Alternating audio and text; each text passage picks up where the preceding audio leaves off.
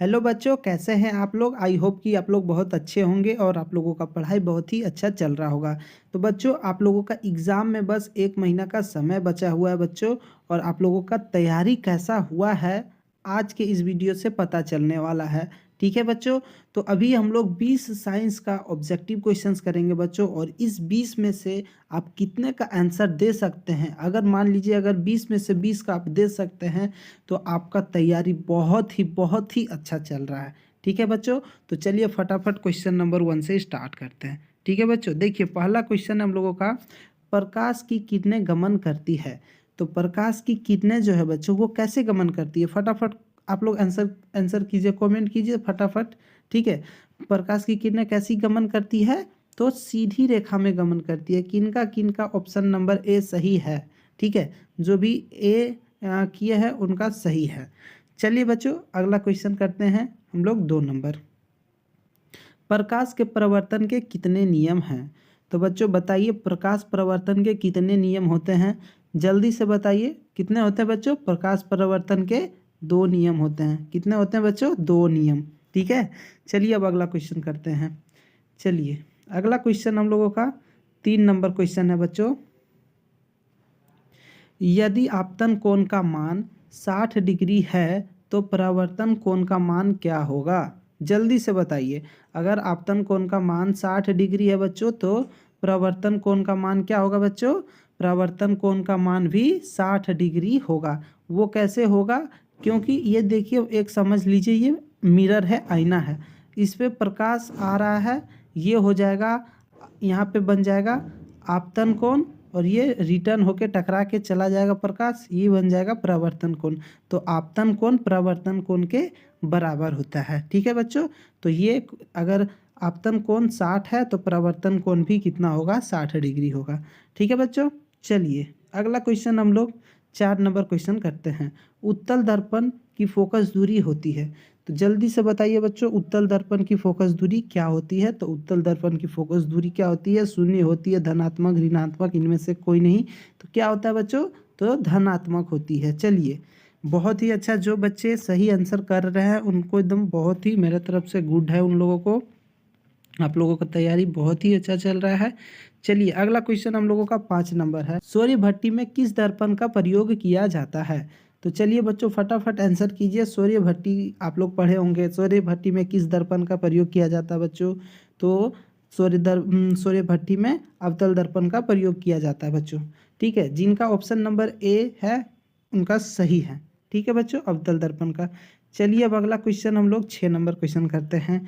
कौन सा लेंस अभिसारी लेंस भी कहा जाता है। किस लेंस को अभिसारी लेंस कहा जाता है बच्चों, फटाफट बताइए। किस लेंस को अभिसारी लेंस कहा जाता है, तो उत्तल लेंस को अभिसारी लेंस भी कहा जाता है। ठीक है बच्चों, ऑप्शन नंबर बी इसका राइट आंसर होगा।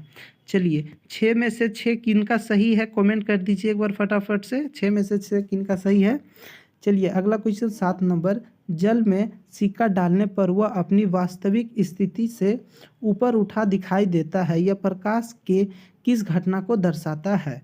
तो फटाक से बताइए बच्चों प्रकाश के अपवर्तन को दर्शाता है। पानी में अगर सिक्का या फिर कोई भी चीज़ रहता है ना तो वो अपने स्थिति से उठा हुआ दिखाई देगा। ठीक है बच्चों। चलिए अगला क्वेश्चन अब हम लोग करते हैं 8 नंबर क्वेश्चन।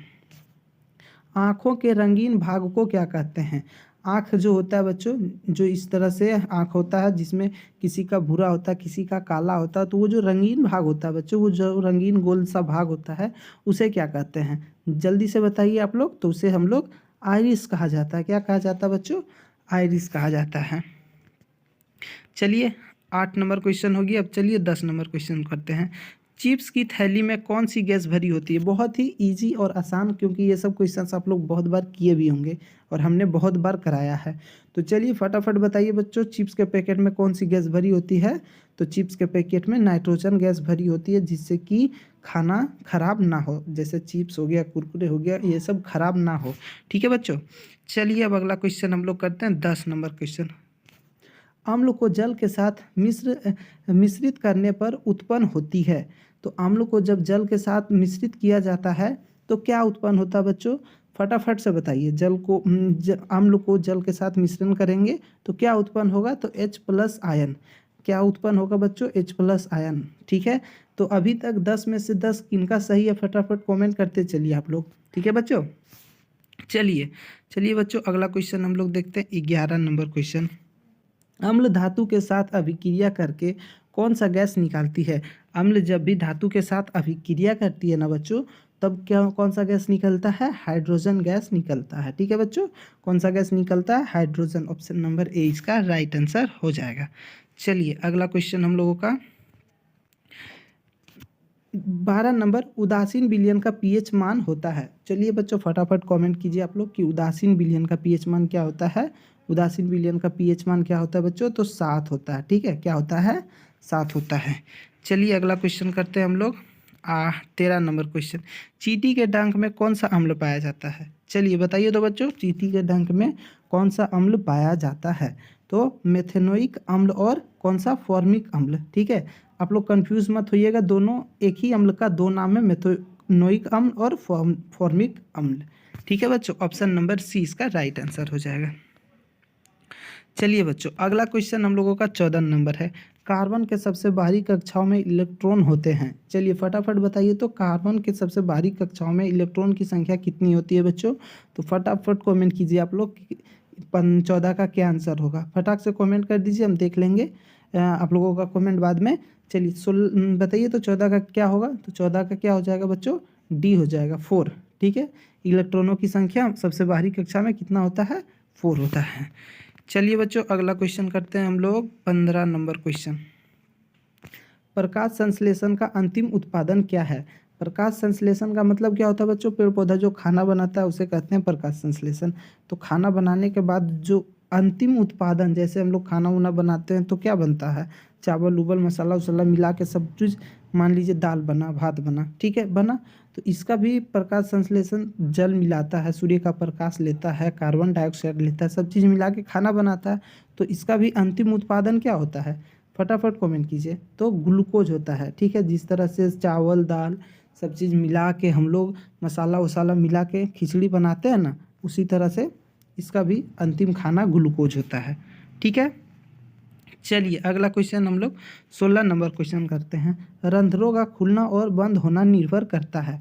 तो रंध्र क्या होता है बच्चों? रंध्र जो होता है ये समझ लीजिए पत्ता है। ठीक है, तो पत्ता में छोटा छोटा छेदा होता है, आप लोग देखे होंगे। ठीक है, इसे ही कहते हैं रंध्र। रंध्र जो है वो खुलता है बंद होता है। तो कब खुलता है?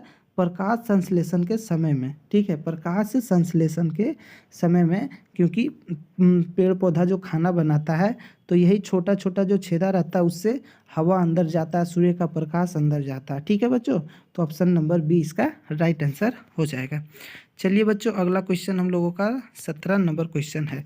भोजन के पाचन के समय हमारे आमाशय में उत्पन्न होने वाला अम्ल है। जब हम लोग भोजन करते हैं बच्चों तो पाचन के लिए जो अम्ल उत्पन्न होता है उस अम्ल का क्या नाम है? तो हाइड्रोक्लोरिक अम्ल। ठीक है, कौन सा अम्ल उत्पन्न होता है? हाइड्रोक्लोरिक अम्ल। चलिए बच्चों अगला क्वेश्चन हम लोग 18 नंबर। मेंडल अपने प्रयोग के लिए किस पौधे को चुना? तो मेंडल एक साइंटिस्ट थे जिन्होंने एक पौधा का चयन किया था। उस पौधा का क्या नाम है? फटाफट आप लोग कमेंट करके बताइए कि 18 का आंसर क्या होगा। ठीक है, गैस करके भी बताइए, जिनको नहीं भी पता है वो गैस करके आंसर कमेंट कीजिए, तो हम बताएंगे तो सही होता है कि गलत आप मिला लीजिएगा। ठीक है, तो क्या होगा? मेंडल ने अपने जो प्रयोग में पौधा जो चुना था उस पौधा का नाम था मटर का पौधा। ठीक है बच्चों, मटर का पौधा। चलिए अगला क्वेश्चन अब हम लोग 19 नंबर क्वेश्चन करते हैं जो कि बहुत ही इंपॉर्टेंट है। एक पुरुष में कौन से लिंगुनसूत्र पाए जाते हैं? ठीक है, पुरुषों में किस प्रकार के लिंगुनसूत्र पाए जाते हैं बच्चों? तो फटाफट कमेंट करके बताइए पुरुषों में कौन से लिंगुनसूत्र पाए जाते हैं। तो पुरुषों में बच्चों XY लिंगुनसूत्र पाए जाते हैं। ठीक है, X और Y। चलिए बच्चों अगला क्वेश्चन, एक स्त्री में कौन से लिंगुनसूत्र मिलते हैं? तो बच्चों महिलाओं में जो है XX गुणसूत्र पाया जाता है। ठीक है, ऑप्शन नंबर ए इसका राइट आंसर हो जाएगा। तो चलिए बच्चों आप लोग कमेंट कर हमें जल्दी से बताइए कि 20 में से आपने कितने का आंसर दिया है। ठीक है बच्चों, चलिए इसी तरह का हम आपके लिए क्वेश्चंस लाते रहेंगे। फिर मिलेंगे बच्चों नए वीडियो में, तब तक के लिए धन्यवाद।